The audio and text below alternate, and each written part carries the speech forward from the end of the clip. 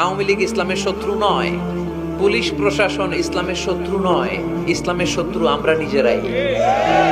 বর্তমানে আওয়ামী লীগ সরকার ক্ষমতায়, তাদের যত ভালো ভালো দিক আছে আমি সেটাও বলবো।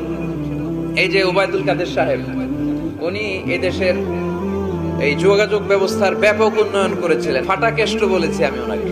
গত কয়েকদিন ধরে কিছু প্রোগ্রামে আমি জয়েন করছি, আপনারা জানেন আমি মালয়েশিয়াতে ছিলাম, এসে এই প্রোগ্রামগুলোতে জয়েন করছি। আবার কিছু প্রোগ্রামে অংশগ্রহণ করার সুযোগ আমার হয়নি। তো যখন প্রোগ্রামে অংশগ্রহণের সুযোগ হয় না, তখন লোকজন মনে করে এটা পুলিশ বন্ধ করে দিছে, প্রশাসন বন্ধ করে দিছে। আসলে বাস্তবতাটা তা নয়। গতকাল আমার প্রোগ্রাম ছিল কোন এলাকায়, দেবিদ্বারে। অনেক মিডিয়ার ভাইয়েরা আসছে, অনেক শ্রোতারা আসছে, আমিও গিয়েছি, বাট ওখানে উঠতে পারিনি।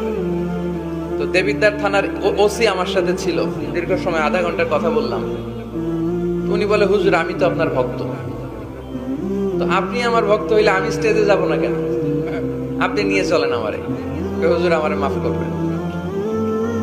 তারপর আমার প্রথম মাহফিল ছিল লাকসামে। লাকসাম থানার ওসির সাথেও কানেক্টিং করে কথা বলানো হলো। তো ঘটনা হয়েছে, ওনারা মাহফিল বন্ধ করে না, ওনারা আমাদের ভক্ত। গতকাল কয়েকজন এসআই ছিল আর দেবিদ্বার থানার ওসি ছিল। তারা বলতেছে, হুজুর আসার আগে আমরা গাড়িতে আপনার ওয়াজ শুনতে শুনতে আসতেছিলাম।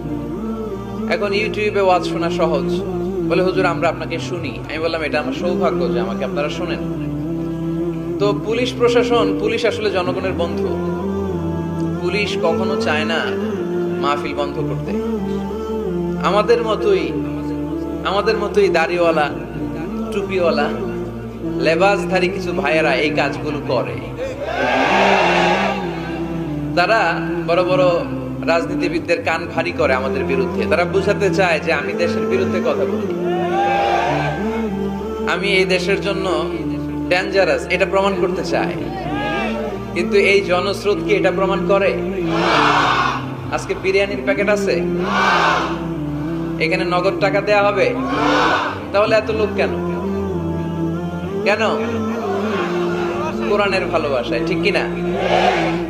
তো এই জন্য কিছু লেবাসধারী লোক আছে যারা আমাদের বিরুদ্ধে কান ভারী করে আর বোঝাতে চায় যে আমরা দেশের বিরুদ্ধে কথা বলি। আমার কোনো আলোচনায় ইউটিউবে কখনো পাবেন যে আমি দেশের বিরুদ্ধে কিছু বলেছি? আমি তো